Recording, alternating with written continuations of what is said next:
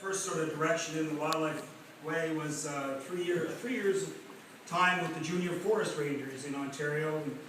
Summers of 48, 49, and 50, Parry Sound, and Algonquin Carpet. Where the hell do you think? You know, I guess his two major interests when he was that young were things that fly. So whether it was airplanes or birds, those were his interests. He joined the RCF as an air cadet, became a pilot officer in '52. Apparently he contacted Cornell in 1950 about getting into ornithology. But they said he needed something more. His grades weren't all that great. So he went in the Air Force. And after a year or so of that, and it must have worked. Anyway, he moved on from that, and as we mentioned last night, ended up at Acadia in the late 60s. Had a number of honors and master's students over that time. I think the beginning ones were, and some of you guys that are a little older than me can correct me on that, but the notes I have, the earliest ones were Keith and Barry, Ross Hall, and his last one was in the late 90s, 97, 98, Jonathan Sherrill. I first came to meet Pete as an undergrad, taking various courses from him. Intro ecology, ornithology, animal behavior. And I guess the course that amazed me most was when we took parasitology. And parasitology is fascinating, but it's pretty dry some days. And we had lectures for that in, I think it was old room 322, with that big fan in the back that would just roar you to sleep. And he could keep everybody awake through the whole class. So I always thought that was quite a feat just in doing that.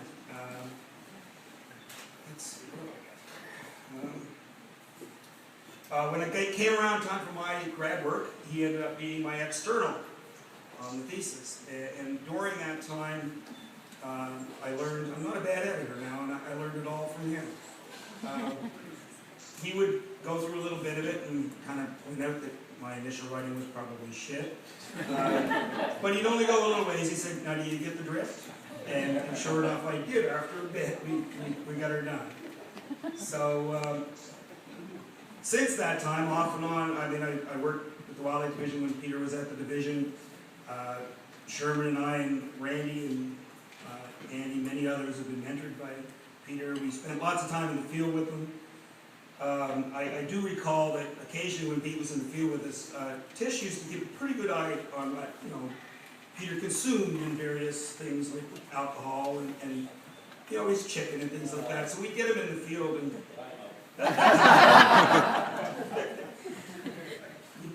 we'd show up with the chicken with the skin still on it, and he'd, well, it's the skin still. I said, just enjoy yourself.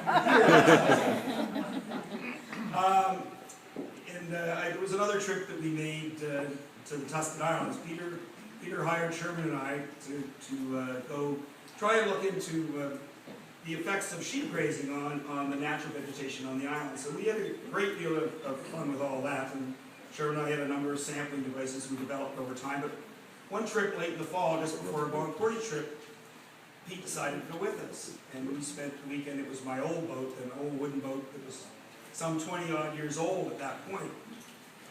And the weather came up a little bit. It wasn't that bad. It was blowing hardly more than 35.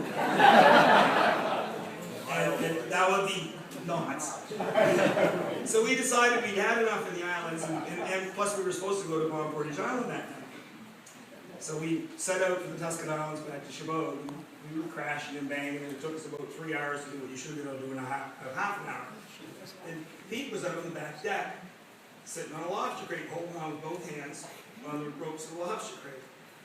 So Sherman went out just to see how he was doing, and he said, how's it looking anyway? And the boat this time, a wave crashed into the side and blew one of the side panels right into the boat. And Sherman said, it's all looking good, but you don't really want to see it. So, I guess the biggest thing that I learned from Pete over the years, and it's the same lessons that Cyril taught and many others have been mentors to me, but he was a tremendous mentor to many people, and it's a skill that I hope I've picked up and done reasonably well. Anyway, thanks a lot, Pete, for everything you've done, and Andrew, you want to do it?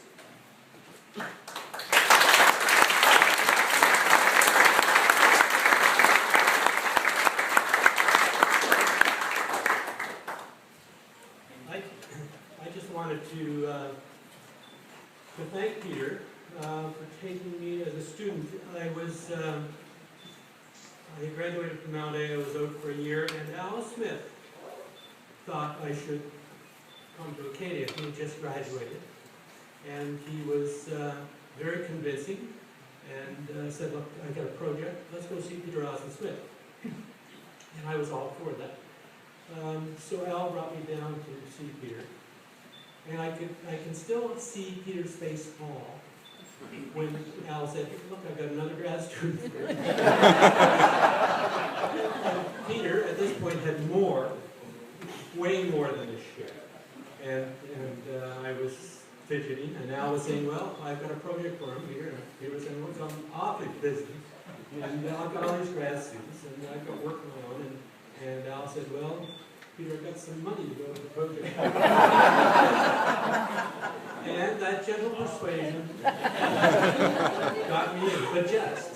So thank you, Al, for all your help in that regard. And thank you, Peter.